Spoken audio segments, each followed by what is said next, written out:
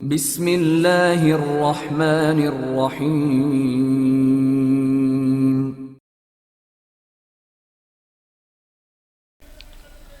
बोगा Imran series मुसन्निफ इब्ने सफ़ी। हालात ऐसे ही थे कि इमरान के अलावा बाकी सब मफलूज होकर रह गए थे। वैसे जूलिया ने कोशिश की थी कि इमरान की इस हरकत का मतलब समझ सके। इसका इल्म तो उसे अभी तक नहीं था कि शराब पानी कैसे हो गई, लेकिन सवाल तो ये था कि इमरान ने जोसेफ को जंगल में ठिकाना तलाश करने क्यों उकसाया है। दोपहर को चौहान वापस आया। उससे जूलिया को मालूम हुआ कि वो मेकअप में लिजी और रॉबर्टो की निगरानी करता रहा था। वो दोनों एक होटल में मुकीम थे और वो बेचारा सिर्फ इसलिए वापस आया था कि मसूर की दाल और चावल पर से अपना जहन्नम पूर्ण कर सके। ओह, उसने तुम्हें भी कुछ नहीं दिया? जूलिया ने पूछा। नहीं, अब तो दिल चाहता है कि उसकी टांगें पकड़ूं और समुद्र में गर्क कर दूं। पता नहीं कितनी रकम तिजोरी में भरी हुई है और हम मसूर की दाल और चावल से अपना मादा तबाह कर रहे हैं, चौहान ने कहा। उसने कुंजी सफदर से ली है, जूलिया ने कहा। खाना खाकर चौहान वापस चला गया और वो अपने कमरों में ऊँघते रहे, लेकिन जूलिया ने महसूस किया था कि इमरान बज़ाहिर तो मुतमईन नज़र आ रहा है, लेकिन हकीकतन ऐसा नहीं है। मगर वो इससे अब कुछ नहीं पूछना चाहती थी। फिर ऊँघते ऊँघते वो भी सो गई, और ये मुकद्दर की खराबी ही कही जाएगी कि आँख खुलते ही अपना दिमागी तवाज़ुन खो बैठे। इमरान बिल्कुल पागल ही किसी अंदाज में खड़ा उसे झंझोड़ रहा था। क्या है? जूलिया भी पागलों ही की तरह धाड़ी। पर्चा कबल वक्त आउट हो गया, इमरान बौखलाए हुए अंदाज में बोला। अब सालाना इम्तिहान नहीं होंगे। चले जाओ यहाँ से, जूलिया ने कहा। सभी तैयार बैठे हैं, इमरान बोला। लेकिन तुम्हें यहाँ तन्हा छोड़कर कैसे जाएं? जजीरे की पुलिस इधर ही आ रही है, चौहान यही खबर लाया है, इमरान ने कहा। क्या बक रहे हो? जूलिया आंखें फाड़कर बोली। रॉबर्टू जाली नोट चलाता हुआ पकड़ा गया है और इसे बता दिया है कि इसे वो नोट इस इमारत की एक तिजोरी से मिले थे, इमरान ने कहा। मेरे खुदा! जूलिया बुखलाकर खड़ी हो गई। चौहान और सफदर थोड़ा सा सामान, जिसमें 2 राइफलें भी थीं, संभाले हुए उकबी दरवाजे के करीब खड़े थे। अंधेरा फैल चुका था। वो सब बड़ी तेजी से नाले में उतर गए। कुछ दूर चलने के बाद उन्हें जोसेफ मिला, जिसके हाथ में एक छोटी सी टॉर्च थी। जूलिया ने एक तवील सांस ली। वो गिरते पड़ते आगे बढ़ते चले जा रहे थे। जोसेफ इन्हें रोशनी दिखा रहा था। खुश्क नाले की गहराई 10-11 फीट से किसी तरह कम नहीं थी, और जैसे जैसे वो आगे बढ़ते जा रहे थे गहराई ज़्यादा ही होती जा रही थी। ज़मीन की सतह जहाँ वो चल रहे थे नाहमवार थी, इसलिए जूलिया बहुत जल्द थकन महसूस करने लगी थी। मुझसे तो नहीं चला जाता, वो मिनमिनाई। पुलिस की गाड़ी मंगवाऊं? इमरान ने पूछा। मुझे ख्वामख्वाह धमकाने की कोशिश ना करो, नहीं चला जाता।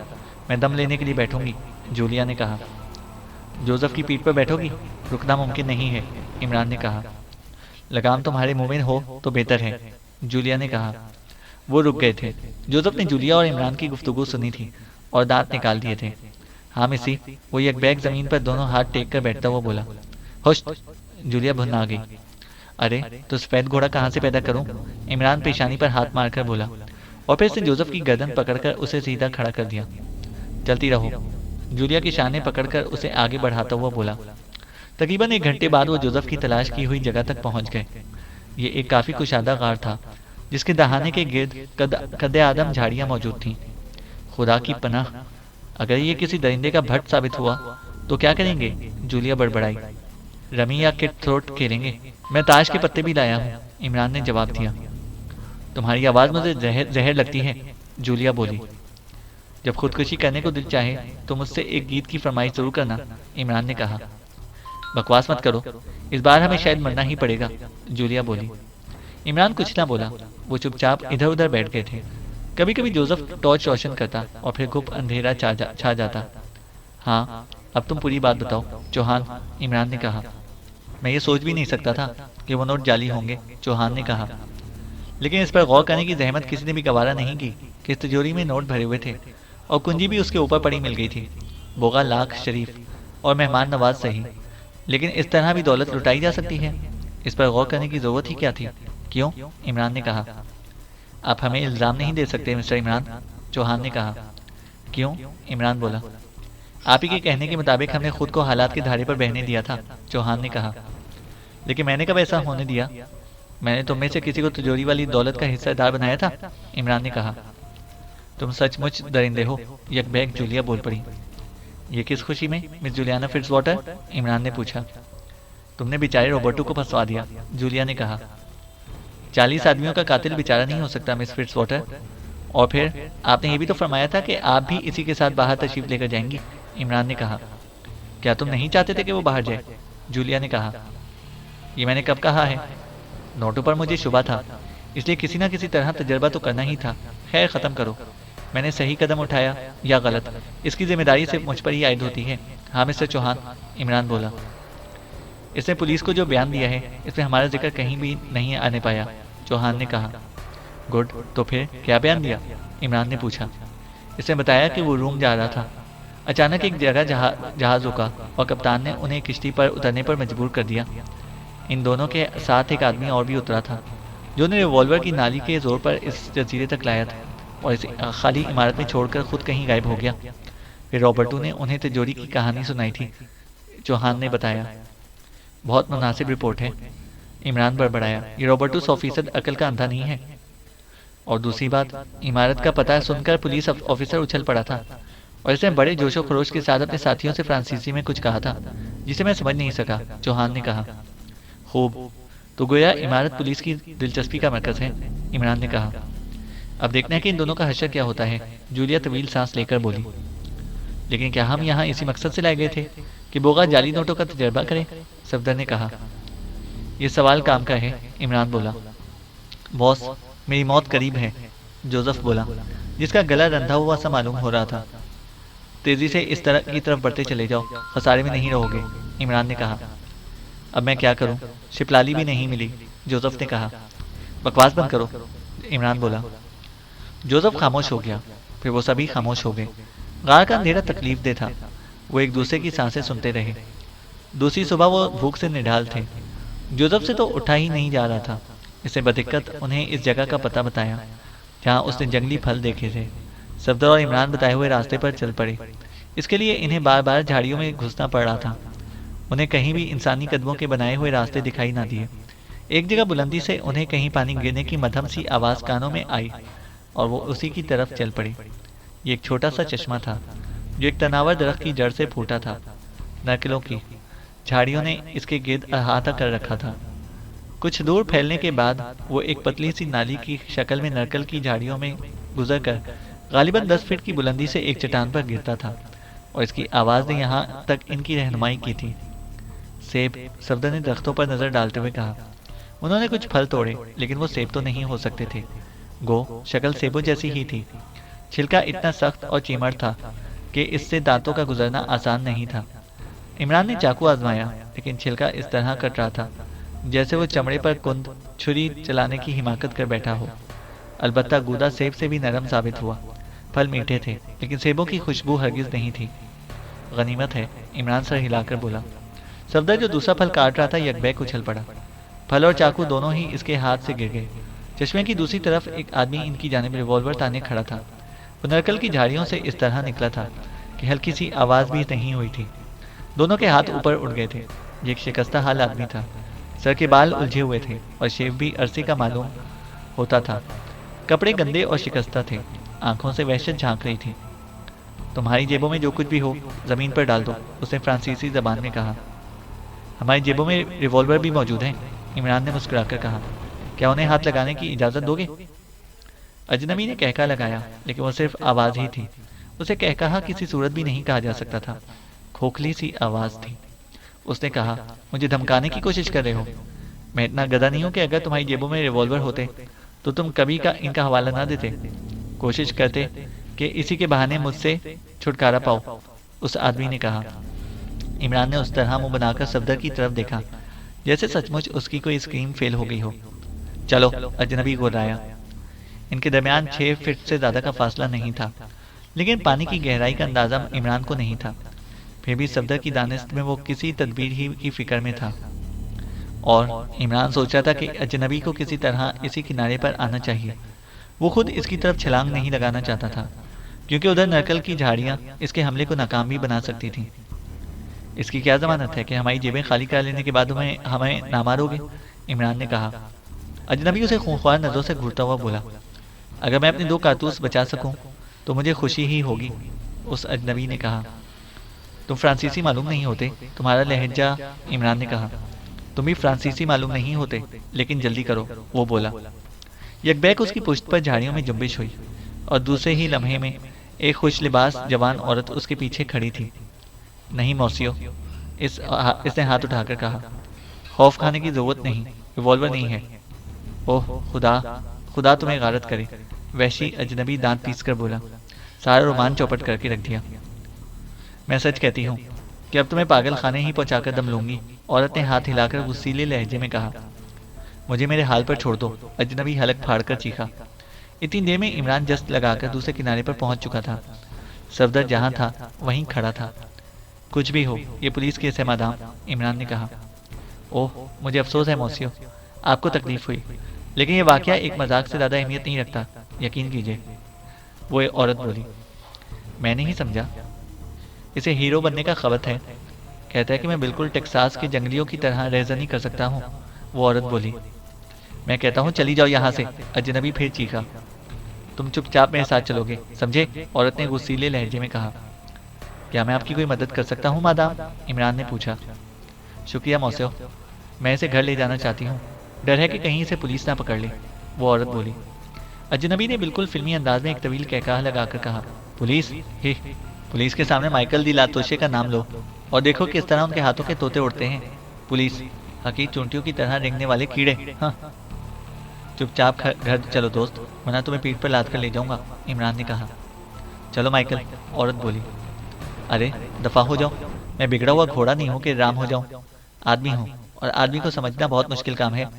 मैं जो कुछ भी करता हूँ इसकी पुष्ट पर एक बहुत बड़ा फलसफा है। तुम एक माहीगीर की बेटी हो, जाओ यहाँ से, तुम्हारे जिस्म में मछलियों की बसांत सी आ रही है, वो आदमी बोला। तुम अपना हुलिया देखो, खबीस कहीं के, औरत झिल्ला गई। मुशक्कत पसंद आदमी ऐसे ही होते हैं, जैसा मैं हूँ, यानी माइकल दी लातोशे, वो आदमी बोला। यकबैक इमरान ने उसके हाथ से रिवॉल्वर झपट लिया। ओह, वो लुढ़खड़ाता हुआ 2-4 कदम पीछे हट गया। अपने हाथ ऊपर उठाओ, इमरान ने गरज कर कहा, और अजनबी के हाथ सचमुच ऊपर उठ गए। तूने मुझे तबाह कर दिया, अजनबी औरत की तरफ देखकर बड़बड़ाया। हाँ, आप आगे चलिए मादाम, इमरान ने कहा, और फिर अजनबी से बोला। तुम पीछे चलो। मुड़कर देखा और मैंने ट्रैगर दबाया, समझे। औरत मुस्कुराई और झाड़ियों में मुड़ गई। अजनबी दोनों हाथ ऊपर उठाए इसके पीछे था। इमरान ने सफदर से उर्दू में कहा, तुम फल ले जाओ, मैं कुछ देर बाद आऊंगा, मगर तुम में से कोई भी अपनी जगह ना हिले। अजनबी चुपचाप हाथ उठाए चलता रहा। औरत आगे थी।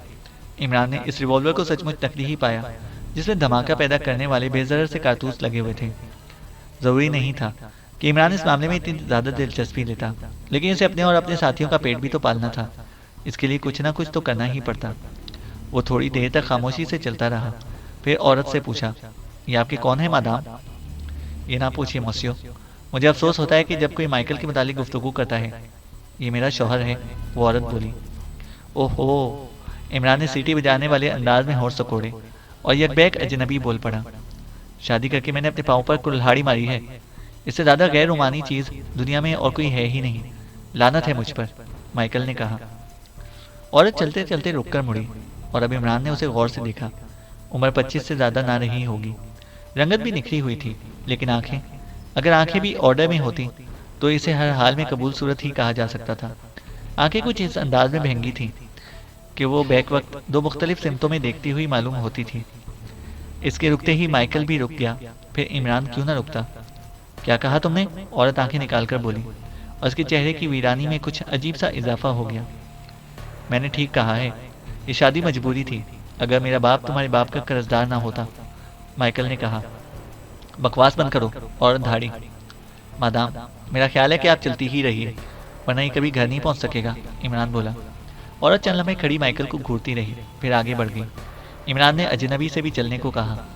तकरीबन आधे घंटे के बाद वो साहिल की एक ऐसी बस्ती में पहुंचे जो छोटे छोटे झोंपड़ों पर मुश्तमिल थी, और जिसके वस्त में एक मकान था। हालांकि इस मकान की छत भी बोस ही की थी, लेकिन दीवारें पत्थर के टुकड़ों को जोड़कर बनाई गई थी। मकान के चारों तरफ हरी भरी क्यारियां थीं, जिनका फैलाव दूर तक था, और मकान के साथ फालतू जमीन की हदबंदी लकड़ी के लट्ठों से की गई थी। अहाते में दाखिल होते ही इमरान ने रिवॉल्वर जेब में डाल लिया।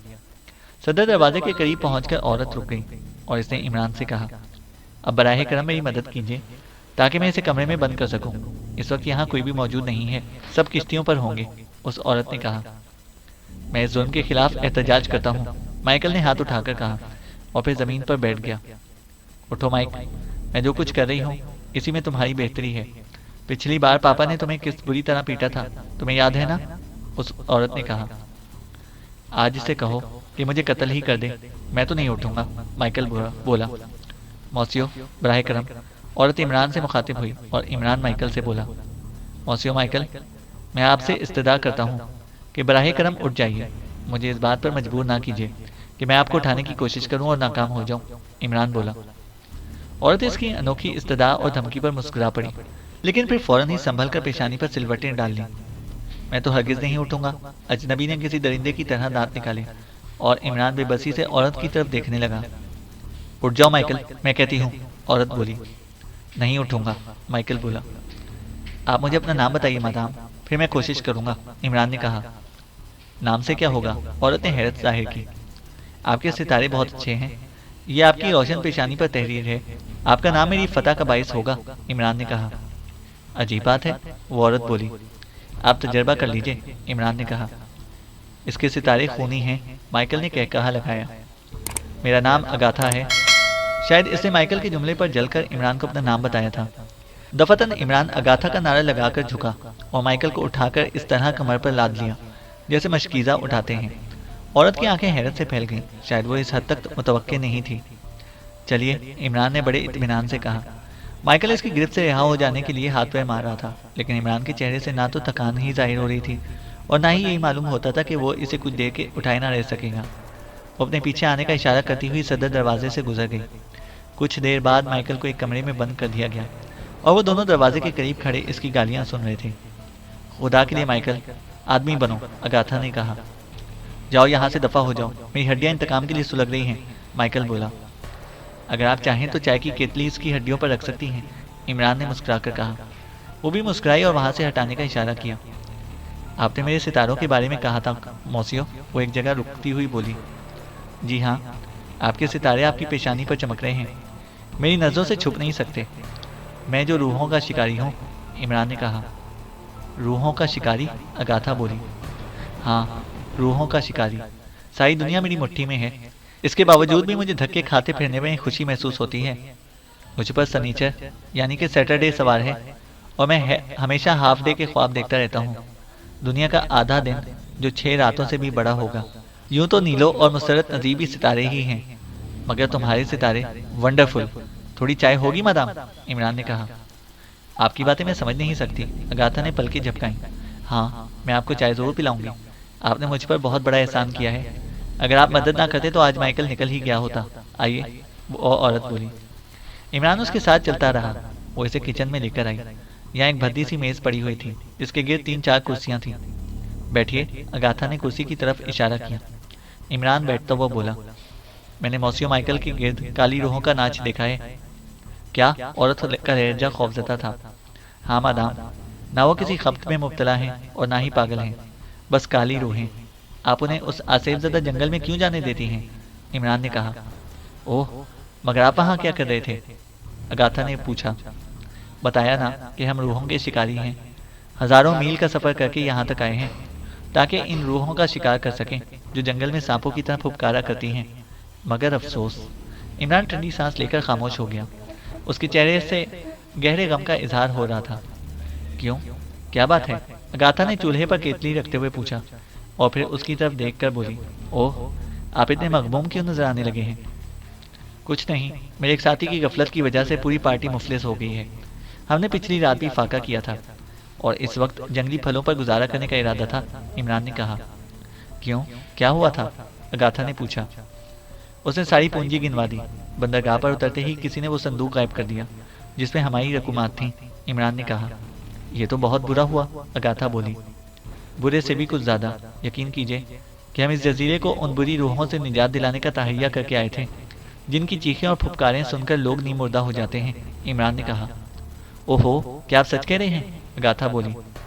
हाँ मादाम, क्या आपको मेरी पुरस्कार कुव्वतों पर शुबा है? इमरान ने कहा।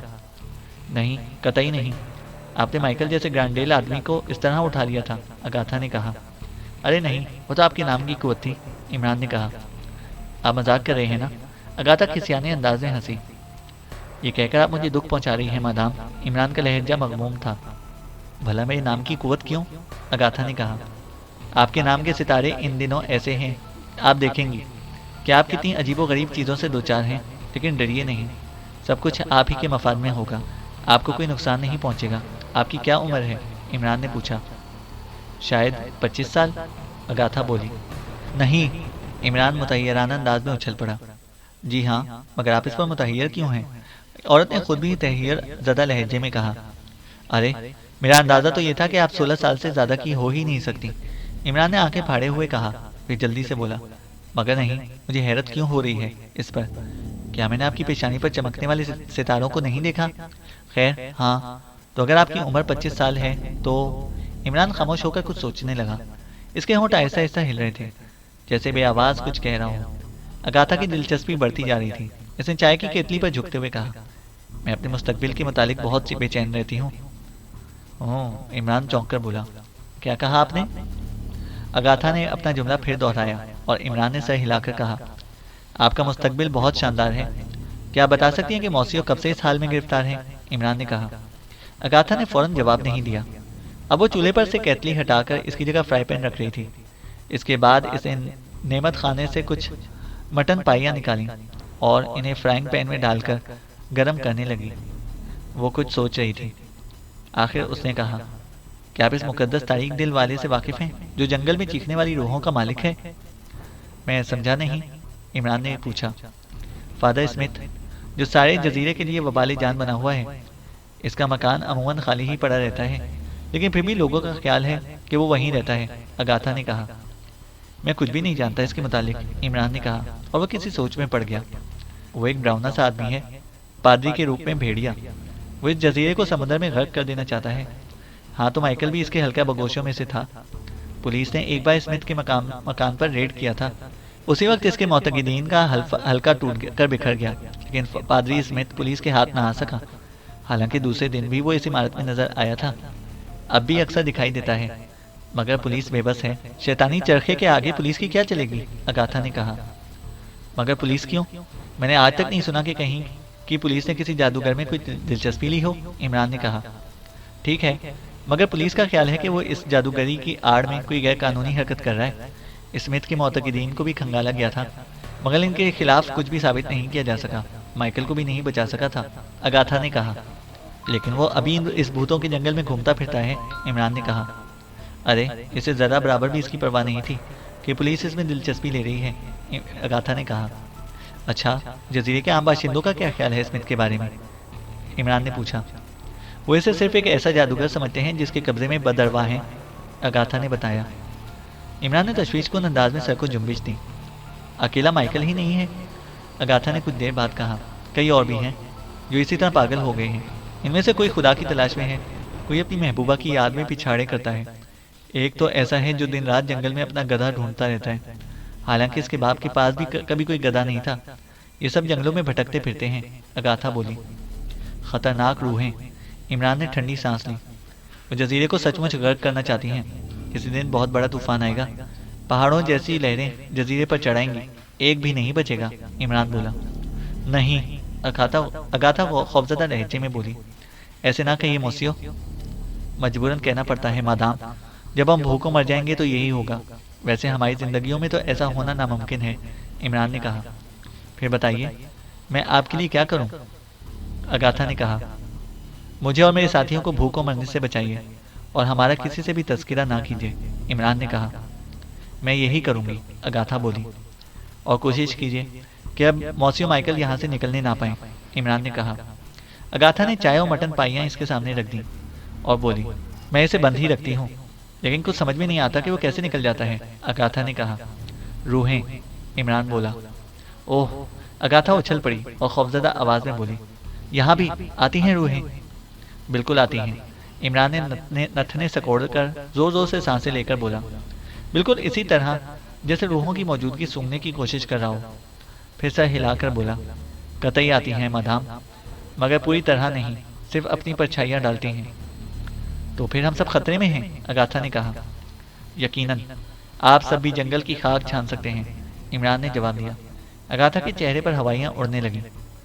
डरिए नहीं, मैं आपको एक तिलिस्मी नक्श दूंगा और आप सब इन रूहों से महफूज रहेंगे।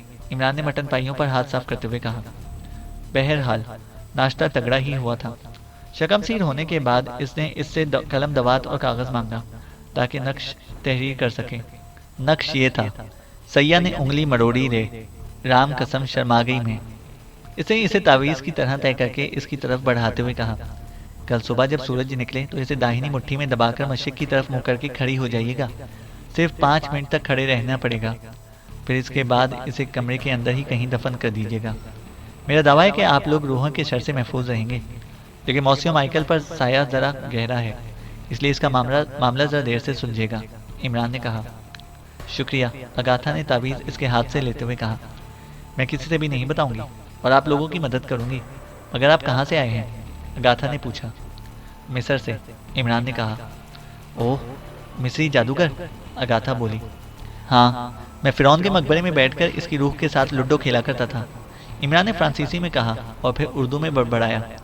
ऐसा झूठ अगर शैतान भी बोलता तो इसका कलेजा शक हो जाता। इमरान लदा फंदा हुआ जंगल में दाखिल हो रहा था। अगाथा ने उसे खाने पीने का इतना सामान दिया था जो कई दिनों के लिए काफ़ी होता। वो माइकल के मुतालिक सोच रहा था और वो दूसरे भी इसके जहन में थे जो अगाथा के बयान के मुताबिक किसी न किसी बहाने जंगल में मारे मारे फिरा करते थे। पादरी स्मिथ इस किस्म का रोल अदा कर रहा था। क्या महज इसलिए कि बोगा दूसरों के जरिए अपने जाली नोट आजमाएं?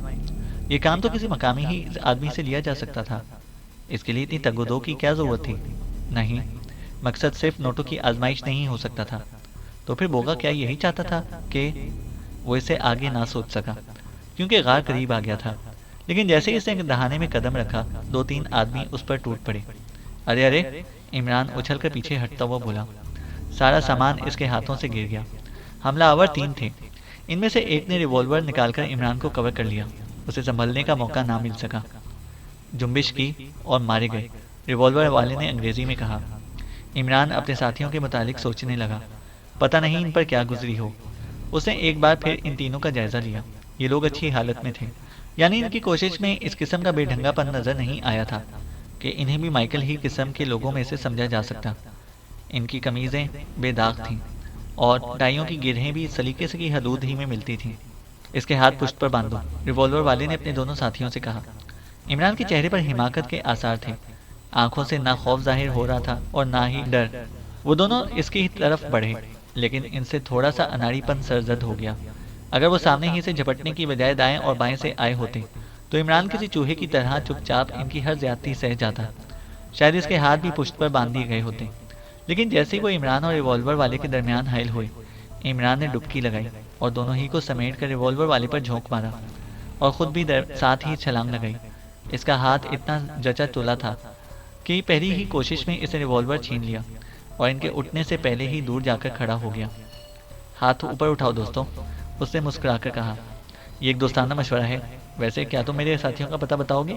इमरान ने पूछा। इनके हाथ ऊपर तो उड़ गए, लेकिन गुस्से की वजह से हुलिये बिगड़े जा रहे थे। वो जहन्नम में है, एक गुर्राया, और तुम भी जल्दी वहीं पहुंच जाओगे। मैं जल्दबाजी का कायल नहीं हूँ। इमरान ने बाएं आंख दबाई। बेहतर यही है कि दिमाग ठंडा करके मुझसे गुफ्तगू करो। क्यों शामत आई है? रिवॉल्वर ज़मीन पर डालकर खुद को हमारे हवाले कर दो। हम तुम्हें जान से नहीं मारना चाहते। अगर यही करना होता तो तुम अब तक जिंदा क्यों रहते? एक आदमी ने कहा। मैं जानता हूँ कि तुम मेरी शादी कराने के लिए यहाँ पकड़ कर लाए हो, मगर मैं अभी नाबालिग हूँ, समझे? इमरान ने गुस्सीले लहजे में कहा। तुम्हें शर्म आनी चाहिए इस ज़बरदस्ती पर। चलो बताओ कहाँ है मेरे साथी? हम तुम्हें वहीं पहुँचा देना चाहते हैं, इमरान, एक आदमी ने कहा। हमें तो ऐसा पहुँचाया जाता है, तो भी बांध कर लाए होते साथ। इमरान चिड़चिड़ेपन का मुजाहरा किया। यकबैक पुष्प से किसी ने इस पर हमला किया और रिवॉल्वर हाथ से निकलकर दूर जा गिरा, लेकिन साथ ही इमरान भी इसकी गिरफ्त से निकल गया। फिर एक आदमी रिवॉल्वर उठाने के लिए झपटा ही था कि इमरान ने अपने रिवॉल्वर से इसके हाथ पर फायर कर दिया। वो चीख मारकर दूर जा गिरा। तो अब जिसमें हिम्मत हो उठाए रिवॉल्वर, इमरान इन्हें दोबारा कवर करता हुआ बोला। इस पर हमला करने वाला बाली था, जो अभी से खूंखार नजरों में घूर रहा था। सुनो दोस्त, इमरान ने उससे कहा, मैं खुद को मजबूर समझने का आदी नहीं हूँ। साल हर साल इसी जजीरे में बसर कर सकता हूँ, ख्वाह मेरी जेब में एक पाई भी ना हो। क्या तुम ये समझते थे कि मैं ही इस जाली करेंसी को भुनाने दौड़ा जाऊंगा या अपने खास आदमियों में से किसी को ऐसा करने दूंगा? इमरान ने कहा। जख्मी आदमी अपना हाथ दबाए बैठा किसी जख्मी कुत्ते की तरह चीख रहा था। तुम फिर गलत समझे हो, बाली मुस्कुराया। ख्वामख्वाह अपनी मुश्किलात पैदा ना करो। मेरे साथी कहाँ हैं? इमरान ने पूछा। वो महफूज हैं। क्या उन्हें यहाँ फाके करने के लिए पड़ा रहने दिया जाता? तुम भी चलो। हालांकि इस वक्त तुमने एक आदमी पर बड़ा जुल्म किया है, लेकिन बोगा यही चाहता है कि तुम्हें हर हाल में माफ़ कर दिया जाए, बाली ने कहा। रॉबर्टो को पुलिस ले गई? इमरान ने कहा। तुम्हें उसकी परवाह नहीं होनी चाहिए। क्या वो तुम्हारा कोई खास आदमी था? अगर यही बात होती तो तुम उसे करेंसी इस्तेमाल ही क्यों करने देते, बाली ने कहा। वक्त बर्बाद ना करो, अपने हाथ उठाए हुए दूसरी तरफ मुड़ जाओ और उधर ही चलो जहाँ मेरे आदमी हैं, इमरान ने कहा। तुम ख्वामख्वाह हालात को बदतर बना रहे हो, बाली बोला। ये मेरी बहुत पुरानी आदत है। चलो देर ना करो, वरना तुम सिर्फ 4 हो और रिवॉल्वर में 5 गोलियां हैं। मेरा निशाना मुश्किल ही से खता करता है, इमरान मुस्कुराया। पछताओगे, बाली बोला। परवाह ना करो, इमरान बोला। चलो, अगर तुम मरना ही चाहते हो तो मुझे कोई एतराज़ नहीं है, बाली दूसरी तरफ मुड़ता हुआ बोला। उसने अपने साथियों को भी अपनी तकलीद का ही इशारा किया था। जख्मी भी कराता हुआ उठा, लेकिन इसकी हालत अबतर थी। मुझे ऐसी परेड बहुत पसंद आती है। शाबाश, चलते रहो, लेकिन मुड़कर देखने वालों की जिम्मेदारी मुझ पर ना होगी, इमरान बोला। तुम मेज़बान के साथ अच्छा सलूक नहीं कर रहे हो, इमरान, बाली की आवाज़ गुस्से या खौफ से पाक थी। वो लोग जो ज़बरदस्ती मेहमान बनाए गए हों, उनसे इससे कम तवक्का ना रखो, इमरान ने कहा। बोगा को गुस्सा ना दिलाओ, बाली बोला। क्या तुम बोगा हो? इमरान ने पूछा।